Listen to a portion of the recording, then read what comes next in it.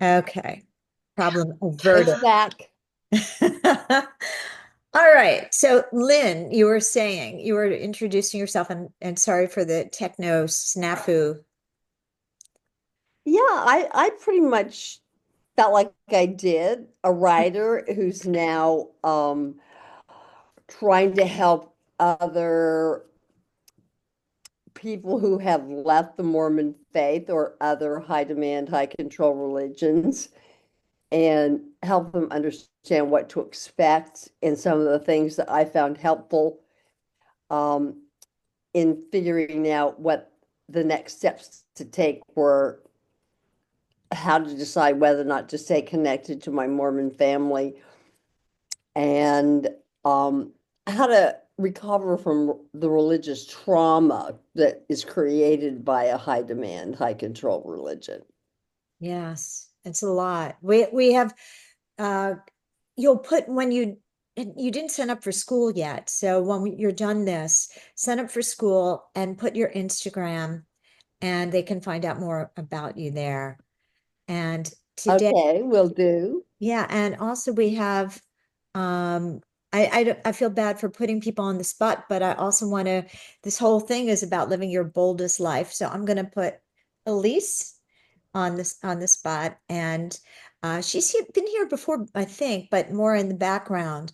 And since we're some new people are here today, I thought you could share a little bit about who you are, and and I'm sure you're going to find people here that you're going to really love because this is a very curated group of people. Okay, so I just unmuted.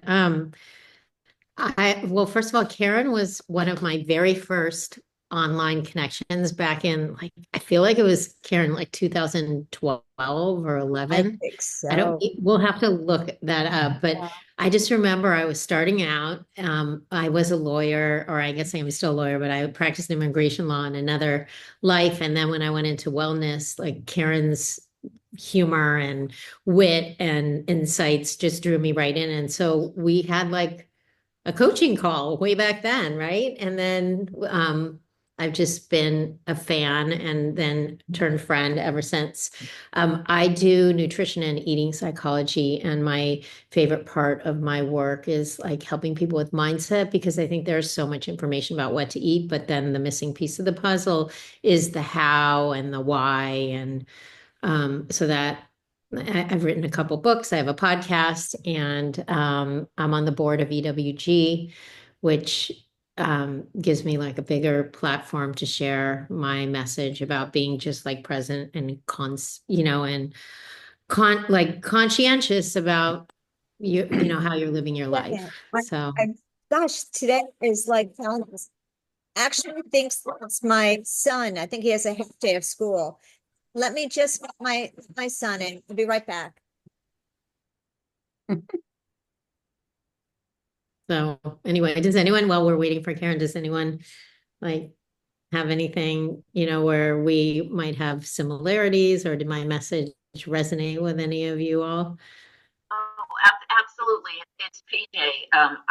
I need to know not just what are the proper things to eat, but why they're important.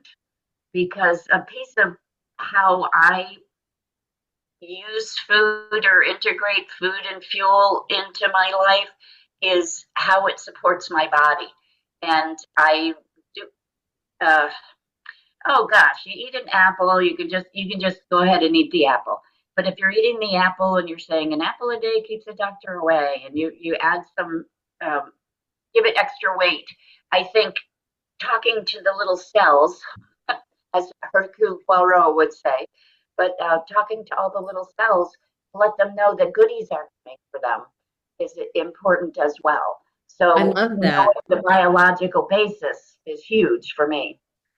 It's so funny. I just was working on an Instagram post because and it's like hard to share this message, but it's like food is nutrients, but it's also the energy like that you put into it too, from prepping it Yep. and thinking about it.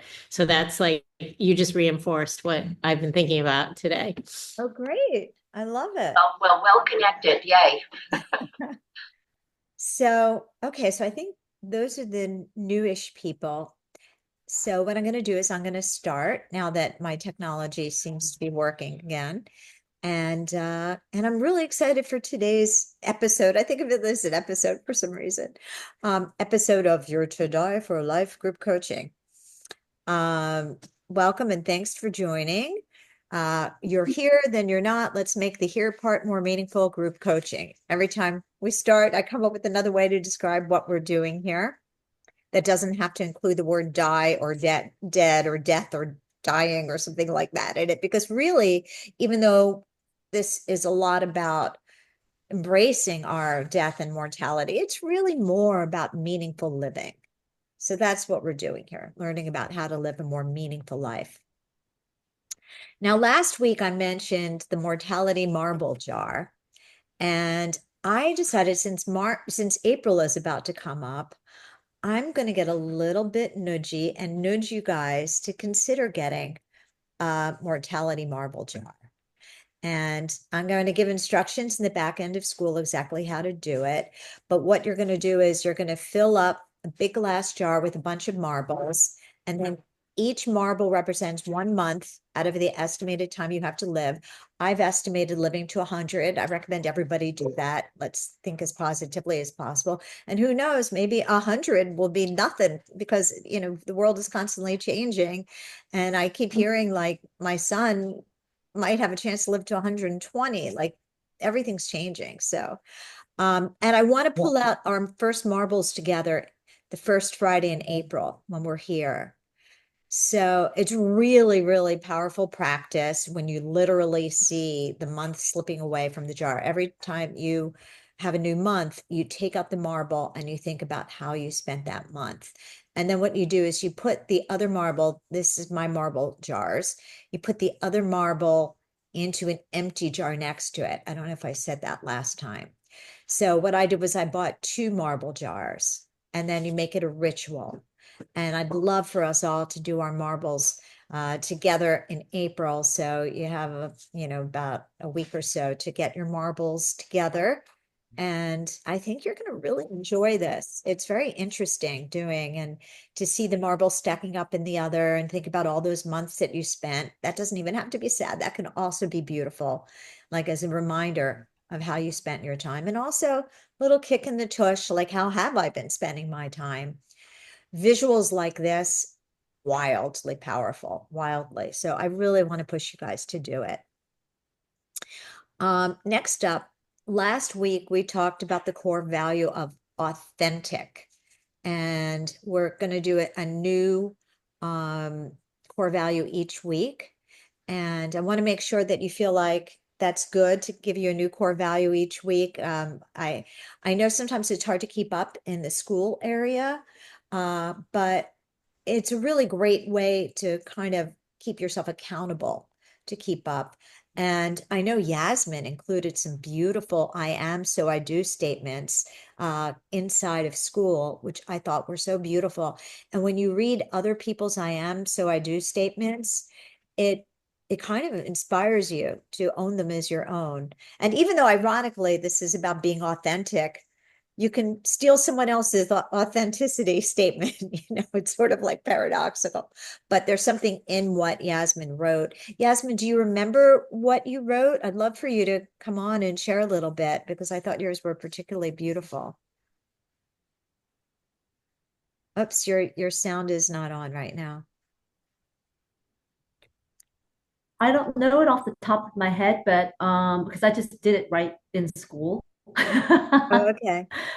Yeah. But I can open it up. Put it on the slide. Do you want to pull it up? So, because I'm so nervous that right now, since I had a snafu before, I'm nervous to leave Okay, let me the see. presentation to go into school. But if you could pull it up and read it to people, because I thought they were really good. And it's a way, what we're doing is when you create identity-based statements, you're more likely to do the habit. This is research-based, because if you feel you are something, and you remind yourself that it's important to you, then it creates cognitive dissonance if you don't. So, and you get yourself more jazzed up to do the habit when you connect it to a core value. Did you pull it up, Yasmin? Yeah, I have it pulled up. Do you want me to read it? Please, yeah, definitely. Okay. It says, Sorry, my eyes are like blurry today. It's okay. Authentic- Authenticity means being in alignment with your values for yourself as well as for others. I am authentic, therefore, I am in integrity with how I show up for myself. So I will treat myself with the same care, compassion, encouragement, and best beliefs as I do for others. I'm authentic, therefore, I appreciate my own humanity as much as I do for that of Mm. others. I'm authentic, therefore, I will trust my intuition, give myself grace, surround myself with like minds, hearts, souls, treat myself with generosity Hello and light. there. Hold on, let me. Sure. Go ahead. Oh, okay. So, um, the last line, I am authentic, therefore I will trust my intuition, give myself grace, surround myself with like minds, hearts, souls, treat myself with generosity and delight as I do and encourage for others. So it's That's kind of a beautiful. long statement, but Love it. Wow.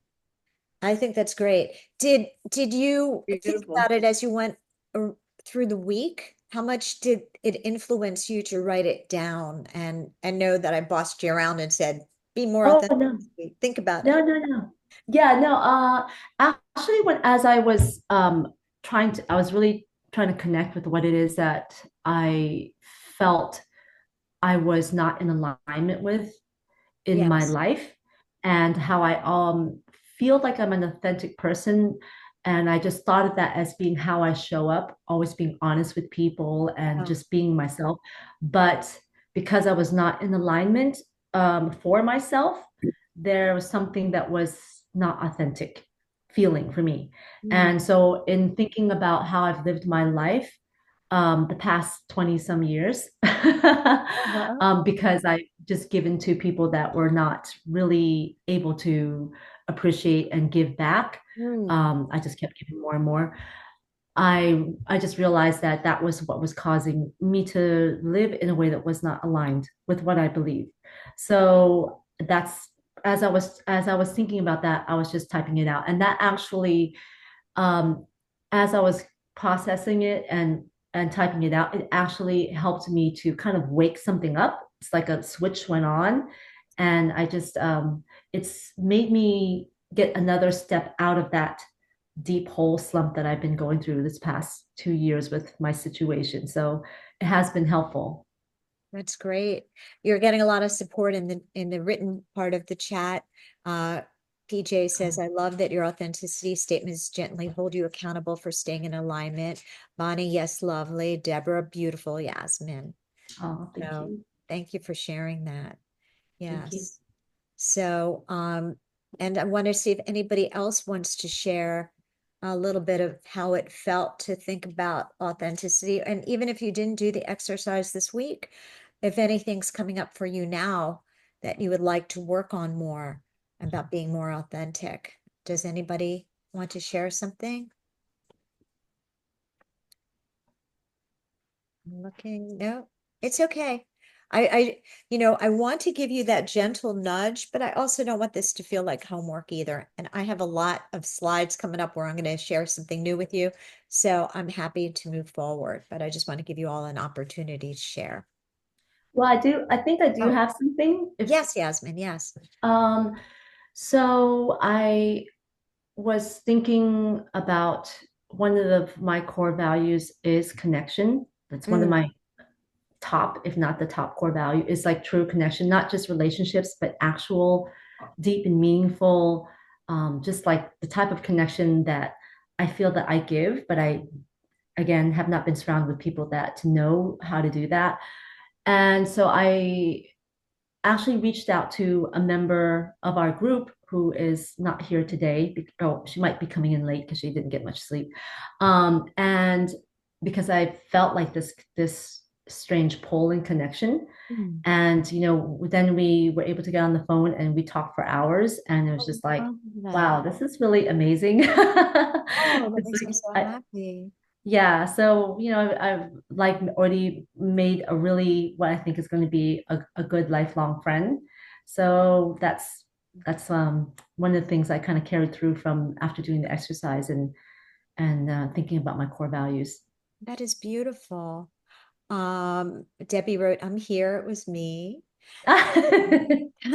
And also, I know I introduced you all in a public facing way, but school is set up where if you want, you can reach out to each other in the back end and have more private chats if you feel the pull the way that Yasmin did. And know that everybody here is curated and, you know, it's a safe space. So I'm so glad that happened. That's really great. So it was a good way for you to be authentic and connection. You did two core values. They're kind of, I guess, related. So that's great. That's awesome. Can Okay. can I say something real Yes, quick? please. Yes, please. I just wanted to say how much I appreciated that Yasmin reached out to me because it was so unexpected. And I just want to thank you, Karen, too, for bringing our group together in this way because I think for everybody it's a form of connection that we all need, obviously, or we wouldn't be here. But but it is really special. And even just through talking with Yasmin yesterday, um, we have so many things in common that we're going through at the same time. I mean, we both got less than like 2 hours of sleep last night for one, but it's you know we're trying so hard to be our show up as our authentic selves, and life is really hard sometimes, and so we do the best we can. But last night was rough for me, so I'm just trying to hang in there. But I knew this was important for me, and I wanted to be here. So thank you for sharing and saving this, holding Thank this space for you. us too. Thank you. And I want you to know this is a safe space, and I want it to help as deeply and as just every daily, but it's here for the deep stuff too, because I know we're all going through stuff in various ways. And as we get to know each other more, we'll feel more and more safe to just speak from the heart, because I really want this to help everybody. Danica says, good morning, everyone. Sorry I'm late, but I'm at work today, so I'm just going to listen. Okay, fine. So thank you for sharing that. Both of you, Debbie and Yasmin, it makes me so happy because really I want this to be a place that helps you to come to grips with the stuff that's hard and focus more on what is important and get yourself to more of the stuff that matters through the hard. I don't know. I mean, because life is hard, you know, it is. At times, not always. We go through different phases. So I'm here for you for all of your phases. I guess speaking about hard, today I want to talk with everybody about how to manage and process the death of a loved one. And when people pass, they don't just leave behind poignant memories and weird old furniture. They leave behind life lessons and blueprints for how to live life at your best. And we're going to also talk about legacy, because when people pass, they leave behind a legacy. And it's a reminder that we also are presently leaving behind legacy. So Debbie and Yasmin, you just gave each other the legacy of authentic, like they're usually related to core values, which is why I'm so hot for talking about core values here and get you really aware of them, because usually your greatest legacy is going to be connected to some core value that you have, that you're going to be remembered for somebody who cared about connecting with people. You're going to be remembered for somebody who was always their most authentic self, things like that. That's going to be your legacy. And I'm going to share with you some of what my dad taught me and a little bit about legacy creation and intentional legacy creation. So on the day my father passed away, which was a few decades ago, a very strange and beautiful synchronicity happened. My mom discovered an envelope in my dad's bureau drawer, and it was something that I'd mailed to him back in the 1980s during my college years. And inside the envelope were a bunch of ripped pages from a book whose title I no longer remembered. And I was shocked. And my mother brought it to me in the hospital. We were all there. We arrived at different times. My mother showed up. Look what I found in Dad's drawer. Something you said him back in college. And this wound up being the day he died. So this was like so crazy.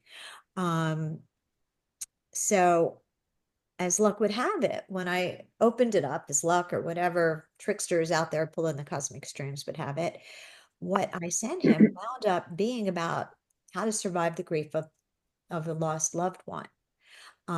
It was really weird, but the words on these pages were exactly what I needed to read. It was so strange.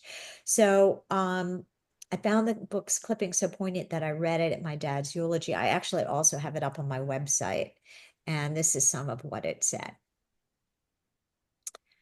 God, I used to cry so much when I read this. The whole thing is up on my website.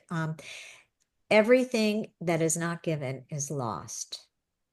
The pages that then explain that every thought and feeling you have, every beautiful moment you experience, every talent you're gifted, all of it is meaningless unless you share it with others. By giving freely of your mind, heart, and spirit, you ensure that what matters most to you doesn't die with you. Instead, okay. So, can you hear the dog barking? Yes. Okay. I don't think everybody's muted, Karen. So I think that's the feedback. I don't hear the dog, but I hear other people. No, it's my dog. It's my dog barking. My son just left to go play basketball. He had a half day today at school. So, all right, sorry about that. Did you hear the dog? Could you hear it? It's weird. The No, microphone. I not hear the dog. No, it sounded like somebody was like walking or something. It sounded Oh. like there was a competing, like, yeah, Oh, to me, it's like interference. loud dachshund barking, you know. Oh, we So, know we didn't hear that. okay. The pages then explain that every thought and feeling you have, every beautiful moment you experience, every talent you're gifted, all of it is meaningless unless you share it with others. By giving freely of your mind, heart, and spirit, you ensure that what matters most to you doesn't die with you. Instead, it lives on in the people you touch and the people they touch, and so on. It's like tossing a pebble into a pond. Each gift you share creates ripples that radiate outward, reaching places you'll never see. But if you hold back, if you keep your heart and essence locked away, your ripples will be small and short lived. Viewed this way, you should take time to think about what kind of ripple you want to leave behind. So, wow, when I first read this, that metaphor about the tiny pebble and its big ripples was like, it hit me hard. And reading about this on the day that my dad died made me really reflect on the ripples he left behind, reading outward toward me. And I thought about his kindness. That's him. You know, I still get a little of a glimpse, although it's 2 decades ago. I'm like, oh, there he is. You know, I thought about his kindness, his quirky humor, and his reputation as a contrarian thinker in his career as a stockbroker. For example, I remembered how once, when everyone was freaking out during a market crash, I'm sorry, I'm like emotional. I'm just going to take a moment here. Sorry. I have to change my energy. I'm getting like very emotional here. It's okay, Karen. For example, I remembered how once when everyone was freaking out during a market crash, my dad was surprisingly unfazed. He told me why. He said the market crash isn't entirely bad. It just means everything's temporarily on sale. So my dad was not one to follow the crowd. And a few months after his death, when I was thinking back on my dad, I had an epiphany. Although I didn't have a career in finance like him, I had still inherited his core value of contrarian thinking. And I had applied this quality to my career in writing in the form of my defiant approach to books. For example, when I pitched my How to Be Happy Dammit book to my agent, she tried desperately to talk me out of it. She insisted nobody wanted a feisty titled self-help book, and it went against all the market norms. But because I had inherited my dad's contrarian spirit, I trusted my instincts and pushed forward nonetheless. And sure enough, that book became a huge bestseller and a big breakthrough for my career. As it turned out, the apple or pebble didn't fall far from the tree. After my dad passed, I decided to intentionally honor him by continuing to bravely embrace his ripple of contrarian thinking in all my future writing. And actually, that's part of the reason why I wound up doing Your To Die For Life. At first, my agent didn't want to do it. I've been wanting to write this book for 10 years. And I don't know if I ever told you guys this story. And she kept saying, nobody's going to write a book about death. And they kept like trying to get me to write books with the word happy in the title. And then finally, I just kept thinking about it, because the older I got, the more the mortality awareness thing became really important to me.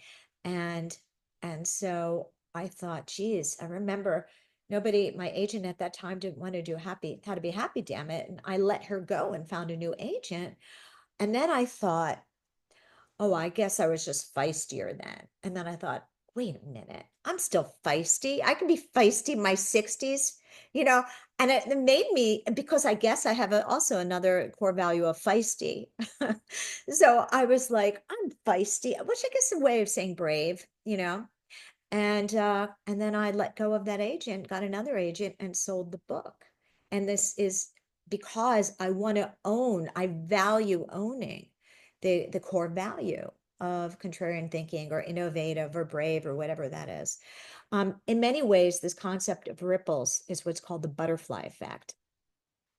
It's the idea that even a tiny action, because my dad passed it on to me, and now here I am telling you the story. So I'm passing it on to you, or hopefully seeing books like that, actually seeing books like that. I think I was like the very first self-help book. It's a weird claim to fame with a curse word in the title. And now like everybody's cursing in self-help book titles. That's part of the reason why my agent didn't want to do it. She's like, damn it, in a self-help book. Now everybody has curse words in self-help books. It's really strange. But it's the idea that even a tiny action like the flap of a butterfly's wings can ripple out into the world, creating unseen but significant results.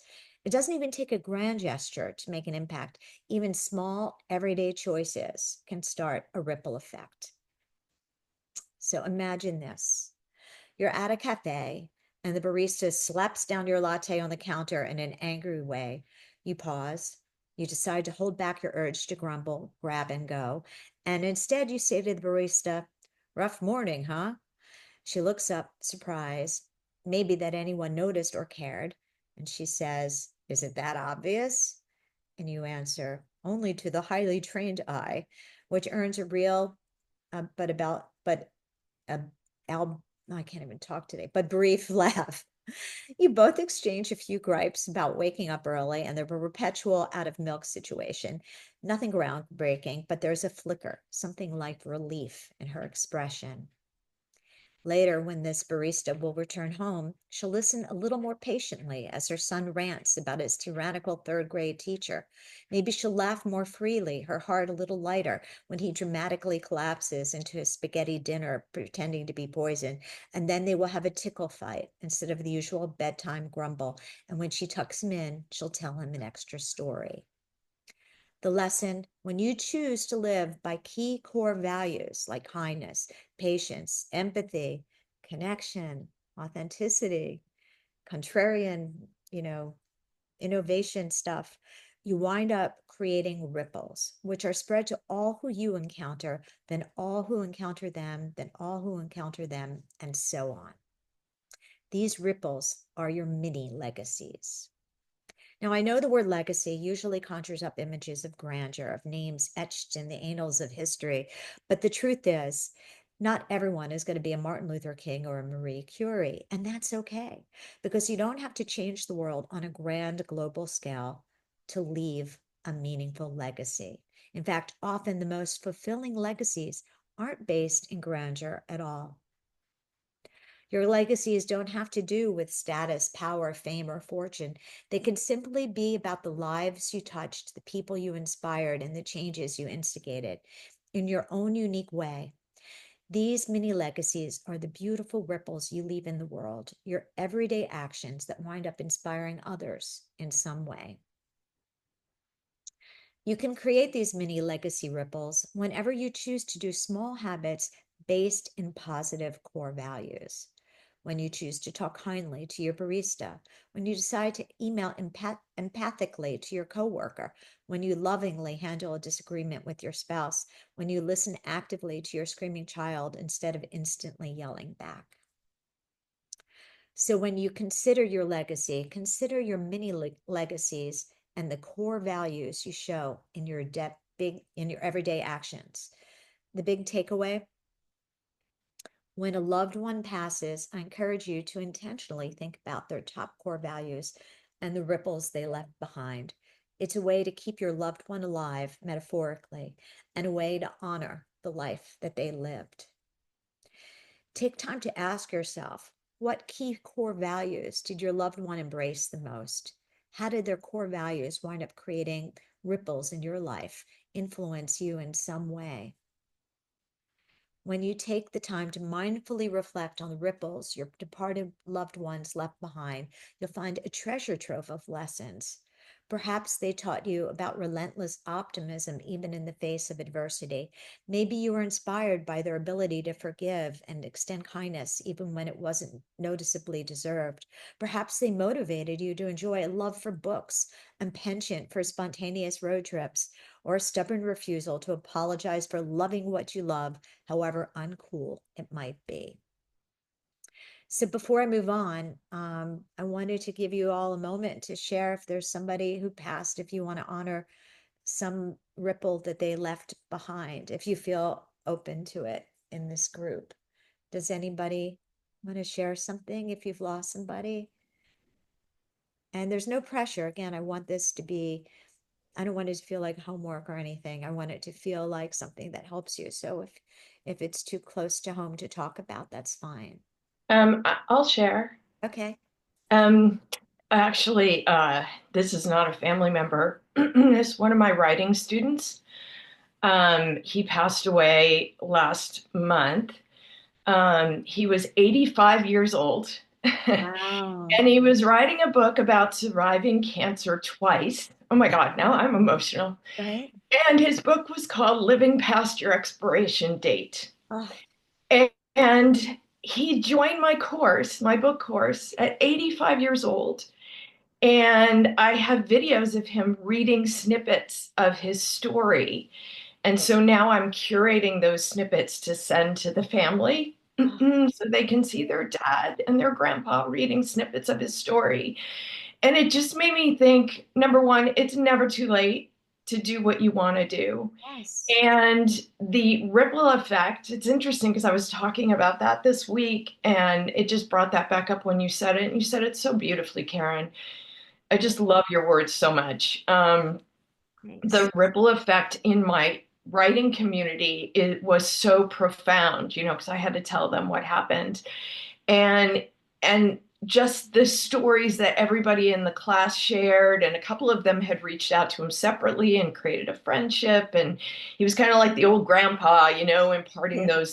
those words. And so anyway, he had a ripple effect in my life, and I will never forget it. And I don't think I'll ever teach the same way again. And he was just such a gift in my life. Thank you for sharing that. That's beautiful. And what you're doing with the little clips and everything, that's just gorgeously beautiful to do that. Thank you. And I plan to be writing when I'm 85. So that's also like inspiring to hear. Oh yeah, me too. I'm like, there are no excuses. Right? You know what I mean? Right? Never ever and will I ever make excuses for not writing. Yeah.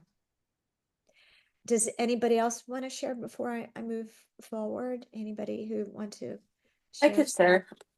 Like Okay. I was, talking about my mom's passing before. She actually passed in April of 23, so it's coming up on her anniversary of her passing. So like, I'm in a much better place right now than I was last year. Good. But it's funny because like there's a lot that wasn't fun about her at the end because of her having dementia, and it just messes with your thinking. But it's always about like, okay, yeah, not being emotional. It's always about the love of a family and being, Yes. like just being caring of the family. So I'm always thinking about my family, and even though I don't have kids and stuff, it's my cousins and my nephews and everything. And like I was saying, I went to my not by blood, but by heart, adopted nephew that just went to his wedding. So I made sure I made it to that, So it's all about keeping important people in your heart and in your priorities, as well as making sure that things for yourself are important, but then always making that space for the family and always putting the love and 100% attention when we're giving them attention, and making sure they have a place. Yes, beautifully shared. Thank you so much for sharing that. Thank you. Mhm. Thank you. We're going to be talking more about grief coming up too. I want everybody here to know. Okay. All right.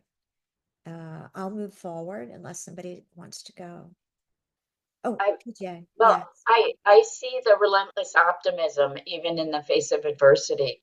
Ah, And it reminds me of my baby brother who I could have had. He was born the summer between my junior and senior year of high school. And he didn't make it to 45. He had prostate cancer. And as a younger man, um, having prostate cancer, it's quite different than it is for older gentlemen. So had he only been able to wait 20 years, different kind of outcome. But he was in so much pain. I learned kind of in retrospect later, and only because I saw the level of medication that he was taking, his behavior didn't change. But he uh, described for our nephews what the things were that he missed going to the doctor about with right. the onset of the prostate cancer, and he was able to do that and share it with. I mean, the guy always had a little joke in his pocket, so he did it with a sense of humor, and optimistic. And while he was lying in the hospital in what turned out to be his final days, we were still talking about his girlfriend from Bangkok. Once she could pull her weight over here, he'd bring her over and they'd get married. And Wow. just he was just that optimistic, and he had no reason, no objective reason in the world, Oh, given what was going on. But boy, that has carried me through mm, some very difficult times that have happened subsequent to his departure. yes. So, yeah, so that relentless optimism is huge. Thank you for sharing that. And then you Sure. just spread a ripple here. So thank you. Okay. All right. I will, unless somebody else wants to go. Okay. I'm going to keep moving forward. And I want to say also, I don't want to skip over the glaringly obvious. Some of us have had to deal with some pretty dark characters, people who were abusive, narcissistic, or perpetually checked out. The kind of people who make you think, yep, that's my blueprint for what not to do. Their lives weren't just messy, they were full on cautionary tales, complete with flashing neon signs screaming, avoid this. So these people left a different version of ripples. Maybe dealing with the workaholic parent showed you the value of work life balance. Perhaps the coldness of a narcissistic guardian taught you to value empathy, or the inconsistency of an absent figure might have ingrained in you the importance of being there, really being present. Maybe you learned about boundaries from someone who respected none. Maybe you learned to keep your chin up when the chips were down because they never did. So if you inherited legacy that feels more like a curse, flip it. Make it your legacy to stop the family legacy. Build a life that corrects those errors, that shines not because it's free of blemishes, but because you chose to learn from everything and create something better. As you reflect on all of these potential ripples, both positive and negative, remember the impact of those who pass doesn't end with their last breath. Their impact evolves. And if you allow it, their impact can inspire you to live more fully, love people more fiercely, enthusiastically prioritize time more vigilantly, and perhaps, just perhaps, die with fewer regrets. Death, while a profound loss, can also become a profound invitation. It can invite you to live more consciously, to align your actions with your deepest values. It's like getting a spiritual defibrillation. It's easier to type than it is to pronounce out loud. Your heart is jolted wider awake, and you find yourself on the path to wanting to live better. There's actually a term for this wake-up call that people experience after the death of a loved one. It's called post-traumatic growth, or PTG. And psychologists Richard Tadisha and Lawrence Calhoun coined this term in the mid-1980s. PTG refers to the positive psychological growth experience after the death of someone you love or after any adversity. And it's a real observable phenomenon backed by a wide range of research studies and includes positive changes like enhanced personal strengths, deeper relationships, increased appreciation for life, greater personal resilience, a more meaningful spiritual or religious practice, exploring new paths and new possibilities. So why does post-traumatic growth happen? Death and any kind of trauma creates a massive pattern interrupt of your thoughts and beliefs. It shakes the very foundations you've built your life upon. And as a result, PTG can become a catalyst for a life awakening, motivating you to think and live in profoundly better ways. In a way, post-traumatic growth after the death of a loved one isn't simply about bouncing back, it's about bouncing forward. It's about taking all that pain and turning it into something that shapes you into a better, stronger, more badass version of yourself. So here's the paradox. The death of a loved one can be devastating, yet it can set the stage for your profound personal development. So 2 important reminders. Growth after the death of a loved one is optional. It doesn't happen automatically. The ripple of growth requires you to engage actively with your grief, to question, to reflect. And yes, it hurts, but it also heals. You just need to mine your loss for golden nuggets, AKA pebbles and ripples, then consciously weave those pebbles and ripples into your story of growth. And the second important reminder, healing is not overnight. It happens gradually as you navigate through the fog of loss. There's no express elevator or secret passageway that bypasses the messiness of mourning. It's a complicated journey through denial, anger, bargaining, depression, and acceptance. It feels less like a dignified progression and more like being stuck on the world's most heartbreaking roller coaster ride where the safety harness seems questionable at best. So if you're trying to rush through grief in search of some immediate silver lining, then you've taken a wrong turn somewhere between anger and bargaining, and you need to double back because you can't heal what you refuse to feel. So how do you tap into post-traumatic growth in a healthy, realistic way? You embrace the suck. You acknowledge your pain. You can't gloss over it. You've got to face it head on like the brave and slightly terrified human that you are. You must ask the hard questions. What does this loss mean? How has the way your loved one lived their life changed your view of the world? Redefine your narrative. What core values did your loved one embody that left ripples? How can you take those ripples and use them to live better? With this in mind, we're going to dive into your ripples, the ones you're making now and hope to leave behind.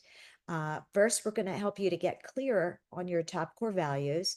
Then we're going to chisel down your number 1 core value into your epitaph, which you can use as a mission statement for your life. Yep, you heard me. We are going to write your epitaph. Isn't this a fun session? Talking about death, making you cry. Now we're going to write your epitaph. I know writing an epitaph sounds like you're drafting some kind of morbid Hallmark card. Dear death, thanks for the memories. But the truth is, nobody wakes up in the morning, brushes their teeth, and says, today feels like a good day to workshop my death slogan. But hear me out. Writing your epitaph now, while you're still breathing, is more useful than you might guess. An epitaph, when you think about it, is just a slogan for your life. Nike has just do it. Apple proudly says think different. And you're going to have your own epitaph to serve as your life brand statement, a catchy tagline capturing what your life stands for. So the goal here is going to be very simple. We're going to help you to write a memorable sentence or two that's sprinkled with your core values and your vision for an ideal life. And once you've written it, I'm going to explain how you can use it as a handy mantra, something to remind you to live more boldly and authentically. I've written my own epitaph and I use it regularly, sort of like how a coach uses a whistle during practice. I whip it out when I need to stop myself from doing something off brand for my life's mission statement. Like, for example, my son who just left, sometimes I'm so into working and he'll be like, Mom, you want to watch this video or you want to do this, blah, blah, blah. And I'm like I'm in my work and that's important too. But my mantra, my epitaph, which works like a mantra, my top core value, just to tell you what my top core value is, and we're going to go over all of yours next week. Don't worry, I'm going to give you some homework to do in the back end of school to help you with questions, to help you figure all this out. But mine, because I've already done this, is love was the bread and butter of her life, because that's my top core value is love. And it's a little catchy and I just think about it and it changes me. So like if my son's like interrupting while I'm doing something, I remind my love is the bread and butter of my life. And then I'll be like, you know what? Give me 10 minutes. Let's watch that movie. Give me 10 minutes. Let's walk the dog. Give me 10 minutes. And it keeps me, it's like a whistle. That's how I see it. Like, and I'm like, wait, this is important to me. And that's the real point. Your epitaph isn't just about how you want to be remembered later.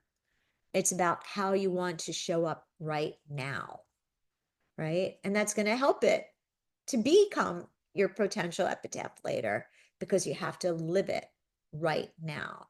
So think of it sort of as a to-do list for your soul, but shorter and without the buy almond milk part. So here are the 5 big perks of writing your epitaph, because I feel like I have to convince you into it because it sounds a little bit weird at first, but believe me, you're going to love it once you have it. First one is clear-cut goals. Researcher Gail Matthews from Dominican University of California found that people who jot down their goals were significantly more likely to achieve them. So writing your epitaph is a helpful goal setter and goal getter. Daily thought anchor. In the hustle and bustle of a daily life, it's easy to get lost in petty concerns and short-term goals. But with your epitaph snug in your back pocket, it's like having a mental post-it note reminding you to focus on the big picture. And that's why I want you to make it catchy. Like love was the bread and butter of her life. Like it's just like catchy, you know, rather than something that feels too serious and heavy, you know. More big perks of writing your epitaph. This is your chance to carve out your life's values on your terms.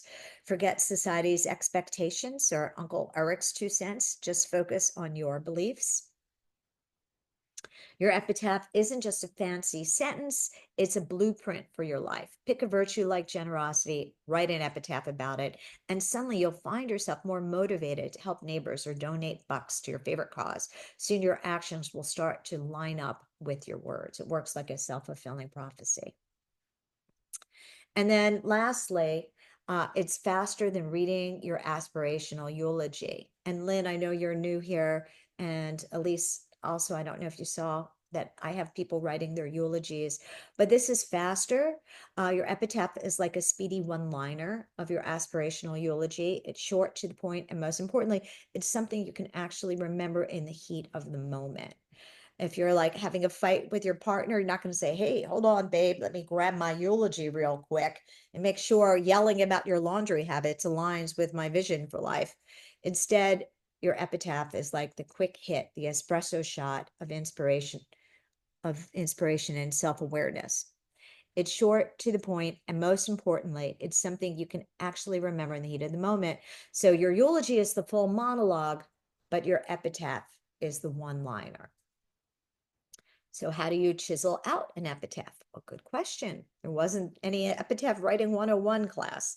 So what I'm going to do is I'm going to give you a list of 20 thought-provoking writing prompts. You don't have to answer all of them, just like figure out which ones really spark something in you and answer those. And don't overthink it. And just scribble it down your answers in what I call sloppy copy. and then you can tidy it up later. We could do it together later. Or you could do it behind the scenes and bring in your notes. And if you're someone who freezes in the moment when you have to do something like this, don't worry about it. I also have a list of ready-made pre-written epitaphs that I will share. And you could just look at those and then you can polish and tweak them in your style, but you can use those and even use them as they are. There's a whole mess of them. So it makes it just easier and you can just pull out the ones you think are most you.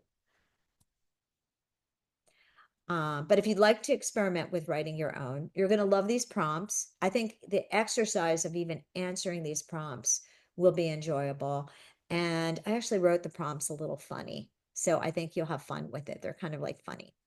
Find a pen, your journal, and a cozy spot to sit. Maybe grab a nice latte, a little hint of vanilla, or grab a bourbon with no ice if you're really leaning into this whole reflecting on mortality thing.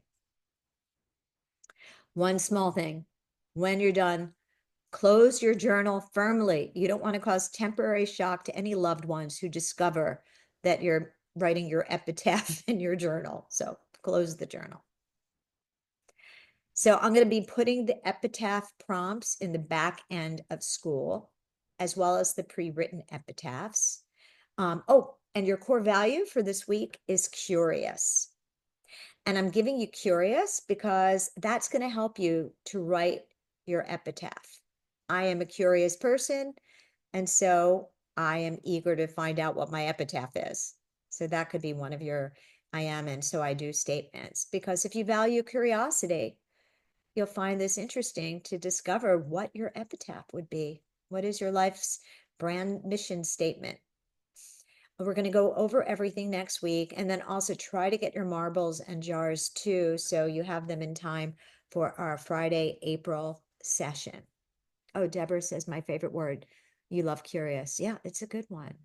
Oh, and Elizabeth says, funny enough, I need to buy some almond milk. Okay, well, see, I'm helping you with everything here, not just your soul's to-do list, but your actual to-do list.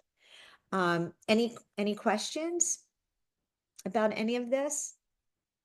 Anybody want to jump in? Anything coming up, even if it's not a question? Any thoughts, feelings? Okay. Let me look in the chat. Oh, Yasmin, curiosity is one of your core values too. Yeah, curiosity is one of my top 7. I have my favorite 7. And I'm glad you seem to be more familiar with the idea of core values and talking about them. And the more you talk about them, the more you wind up owning them. It becomes part of your identity. Like I loved hearing you, Yasmin, like really talking about it like you're talking about what your favorite TV show is. You know, it's like, oh yes, my core value is connection. Like the more you own it like that, the more you just live it. And so when you shed the light on what your favorite core values are and you own them and you love them, you wind up living them more deeply.